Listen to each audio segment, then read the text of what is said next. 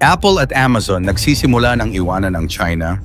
Libu-libong manggagawa ang nawalan ng trabaho at maraming negosyo ang nagsasara.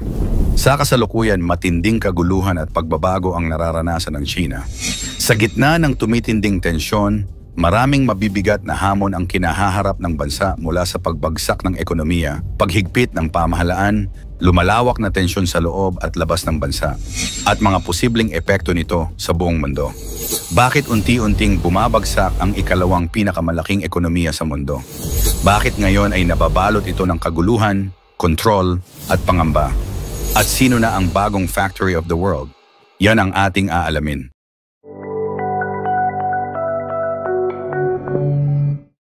Sa loob ng mahigit 3 dekada, namayagpag ang China bilang tinaguriang factory of the world.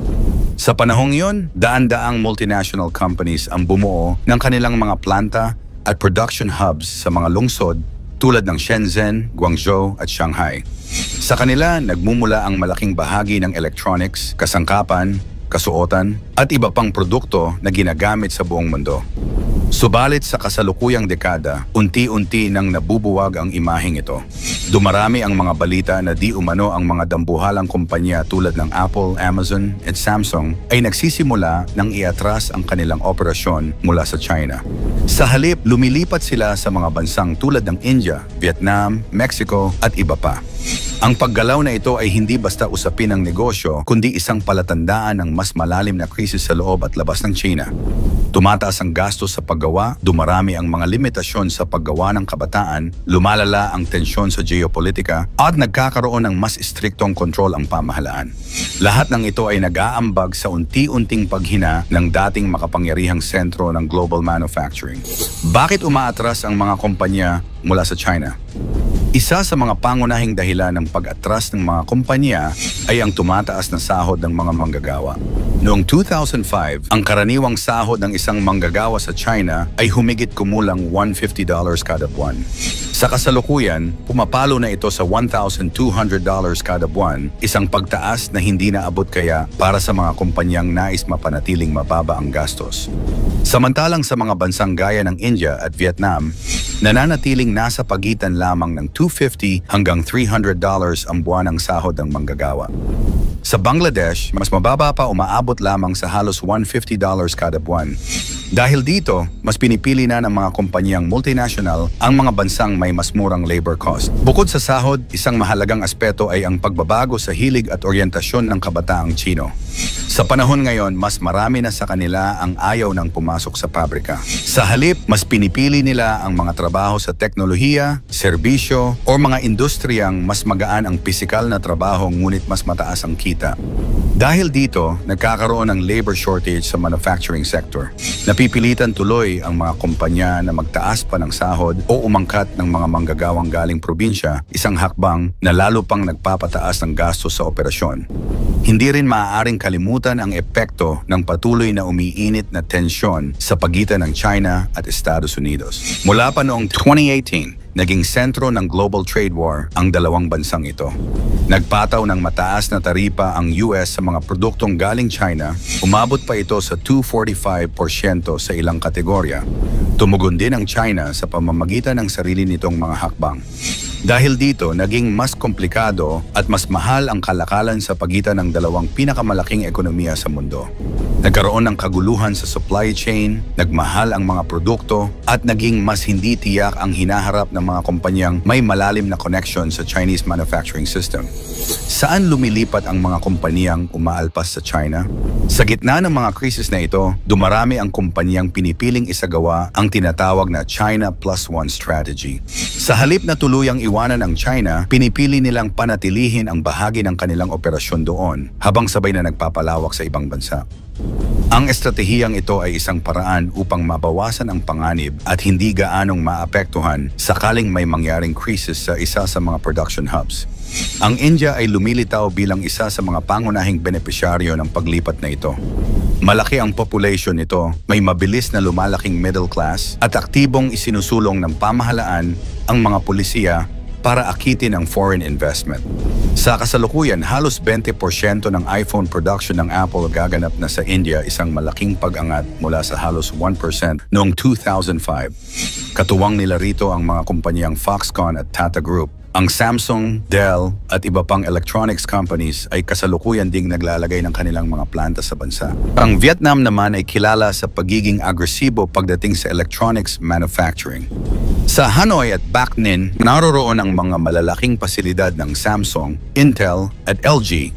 Sa larangan ng kasuotan, inilipat na rin ng Nike ang bahagi ng produksyon nito sa Vietnam upang mapanatili ang mababang gastos at masiguro ang tuloy-tuloy na supply. Sa kabilang dako, ang Mexico ay umaarangkada bilang alternatibong hub sa Latin America. Dahil sa pagiging malapit nito sa Estados Unidos at pagiging bahagi ng USMCA, mas madali at mas mabilis ang shipping ng produkto. Sa Monterrey, nagtatayo si Elon Musk ng bagong Tesla Gigafactory. Ang Foxconn naman ay lumalawak ang operasyon para sa mga electronic parts. Hindi rin nagpapahuli ang General Motors at Ford sa paglipat ng bahagi ng kanilang EV production sa Mexico. Sa Southeast Asia, lumalakas ang papel ng Thailand bilang hub para sa semiconductors, AI devices at consumer electronics. Naroroon na ngayon ang mga planta ng Sony, Sharp at Western Digital.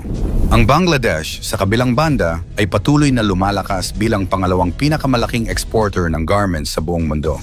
Dito na ngayon tumutungo ang mga global clothing brands tulad ng H&M at Zara para sa mas murang produksyon.